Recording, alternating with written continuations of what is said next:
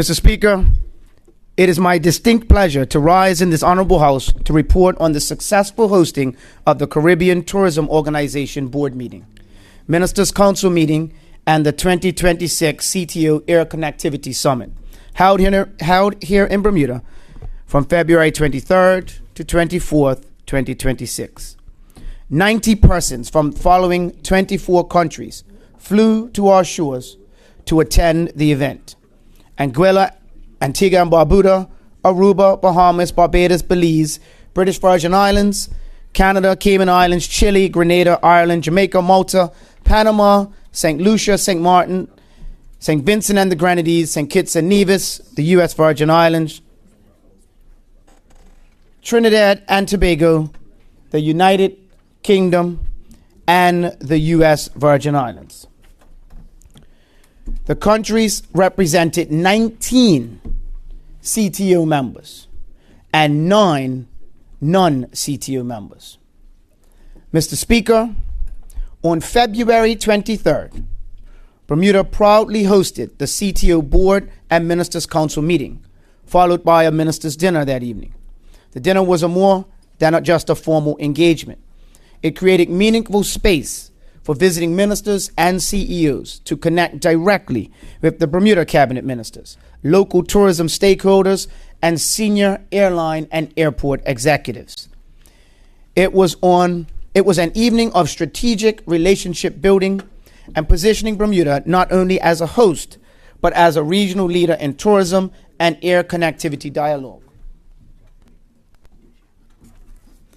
On February 24th, Bermuda welcomed regional leaders to the 2026 Air Connectivity Summit, a critical forum focused on one of the Caribbean's most pressing issues, airlift. In simple terms, if we cannot move people efficiently and affordably throughout our region, we cannot grow tourism sustainability. The summit centered on expanding international and intra-regional routes, positioning aviation strategy with tourism growth, and using data to drive smarter decisions about connectivity. Discussions were dynamic and solutions were focused. Leaders spoke candidly about the need to strengthen regional air links, reduce travel costs, and pursue bold partnerships that improve access across the Caribbean. A key highlight was the presentation of the Comprehensive Air Connectivity Study conducted by ASM, providing data-driven insights to guide route development and long-term planning. Importantly, the summit brought together governments and major airlines, including JetBlue, American Airlines, Virgin Atlantic, Bermuda Air, and several regional carriers to discuss practical pathways for expanding routes and improving infrastructure. Panels explored themes from runway to resort, emphasizing that aviation and tourism cannot operate in silos. Air access is a gateway to economic opportunity, connecting visitors not only to airports, but to hotels, restaurants, attractions, and small businesses. Conversations also addressed strengthening intra-Caribbean travel, modernizing digital identity systems, and navigating high operating costs that affect both airlines and travelers. These were practical discussions about improving the visitor experience and boosting local economies. Mr. Speaker, the summit achieved tangible outcomes. A significant milestone was the signing of a memorandum of understanding between the Caribbean Tourism Organization and Airports Council International, Latin America, and the Caribbean, formalizing strategic cooperation to strengthen regional air access. Under the MOU, the CTO and the ACI-LAC may collaborate in the following non-executive areas: joint events, including conferences, summits, roundtables, workshops, and forums related to air connectivity; training and capacity building initiatives, such as education, technical training, webinars, certification programs, and professional development opportunities for tourism and airport stakeholders. Thought leadership activities included co-authored white papers, policy briefs, research reports, keynote sessions, panels, and other knowledge products. Joint research and studies on air connectivity, airport development, tourism impacts, and regional competitiveness. Collaboration on advocacy and policy engagement at regional and international forums, exchange of non-confidential data, insights, and industry intelligence, subject to applicable laws and internal policies. Development of pilot projects or demonstration initiatives aligned with shared strategic priorities, and mutual promotion of relevant initiatives, events, and programs undertaken by either organization. Mr. Speaker, the event also served as a powerful platform of collaboration, bringing together senior airline executives, airport authorities, government ministers, and advance workable solutions. The dialogue helped to shape regional tourism policy. In terms of participation, the event welcomed visiting ministers, CNI executives, airport representatives, local stakeholders, and 6 tourism signature school students.